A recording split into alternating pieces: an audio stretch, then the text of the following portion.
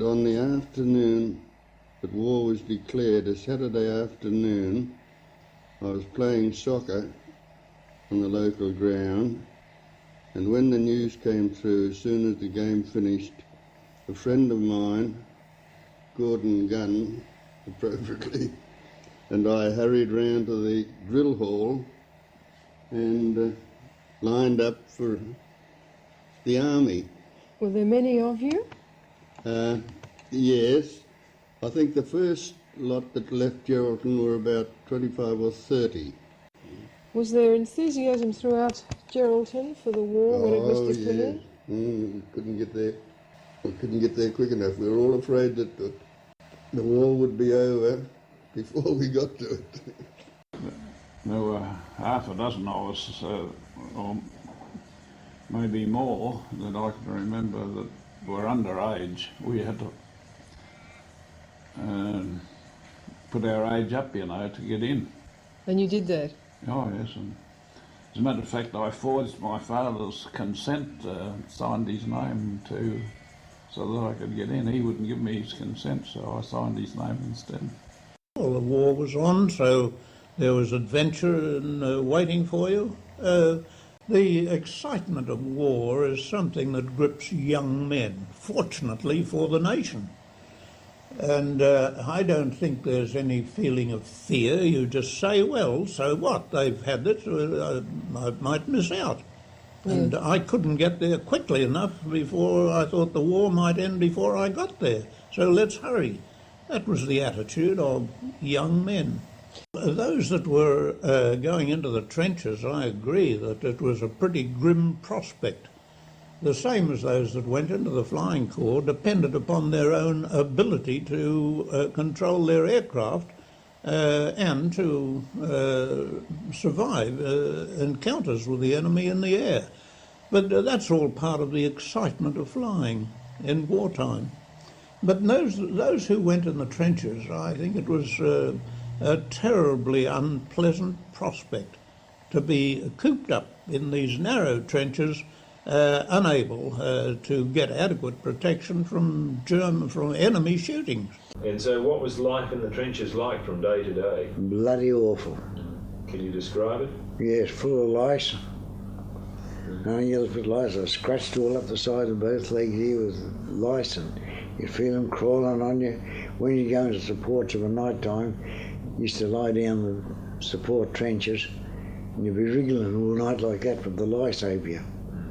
And only very little water and hard biscuits, and when we got jam, it'd be all taste of kerosene. It'd be made out of kerosene tins and never washed properly. And we were sitting in a shell hole discussing a terrible wound, the loss of 2 legs, for example. And I know that I was very, very firm in my statement that if I lost both my legs, I'd be thankful if somebody come along and finished me off. That without 2 legs, life would not be worth living. Well, we went into the action that night and the next morning and tried to help some of the wounded out of the front.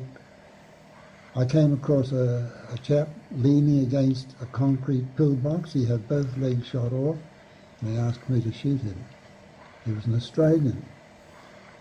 If he'd been a German, I couldn't have shot him, despite the fact that the previous night I had been very firm in my statement that that's what I would wish. So I temporised. I said to him, all right, lad, I'll go and get somebody with a stretcher and we'll get you out. Now, I funked that. I went back and got a stretcher and went to look for him, but fortunately a shell had blown him to pieces in the meantime. Later on, the scouts did go into the town, and I found a Turk with his leg, with the shin bone sticking right out. You know, it was in a bad way, he couldn't stand up. I carried him to the Turkish hospital. Well, not far away. I knew he couldn't get there, but that's the sort of thing we did. At the landing at Gallipoli, and our unit didn't get ashore till sundown, but we were laying off the peninsula watching the bombardment all through the day, and there were landing reinforcements all the time. The day of the landing that we got ashore finally, and I lasted 7 days. The next Sunday night we made a night attack and I got shot through the shoulder.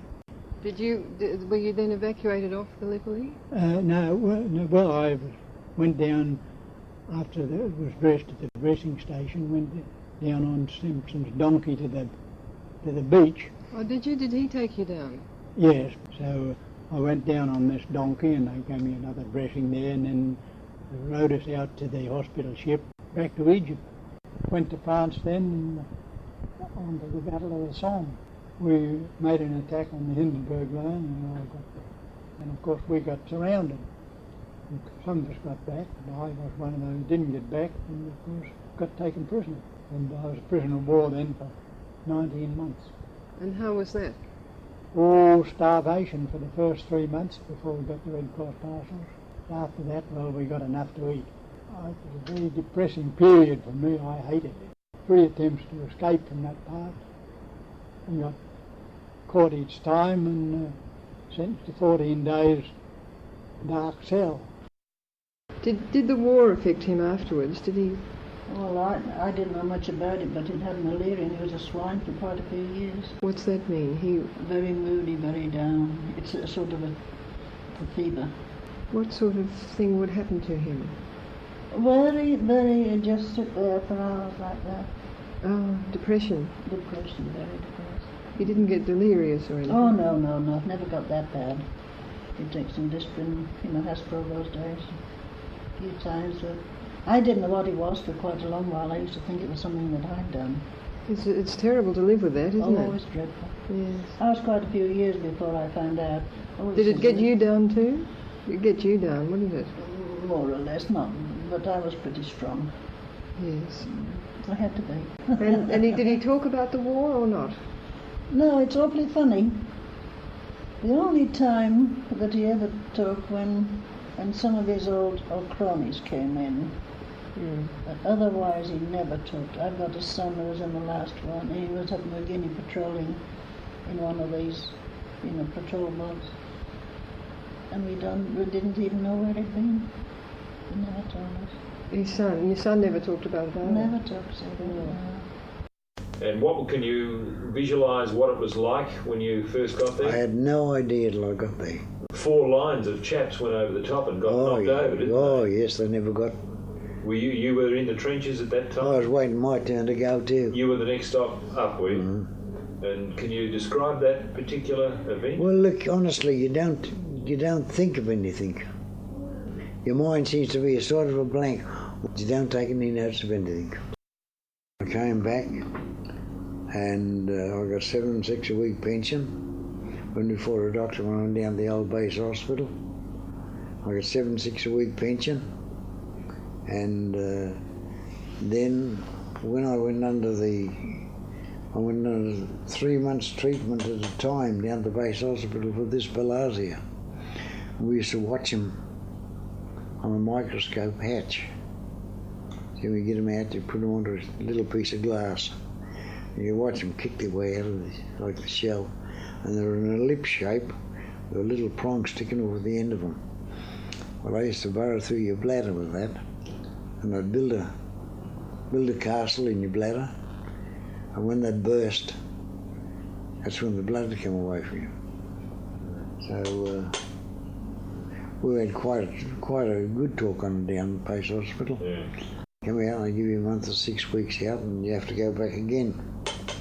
It's compulsory to go back, because I was working for the Public Works Department at the time, and we turned around, and if you didn't go, well, the quarantine authorities just come after you and take you.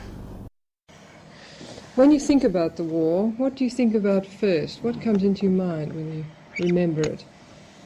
Today, it might be that it was a terrible waste of time and money and effort, and above all of life, that it was useless, that it settled nothing, and that there should be some much more rational way of deciding differences between nations.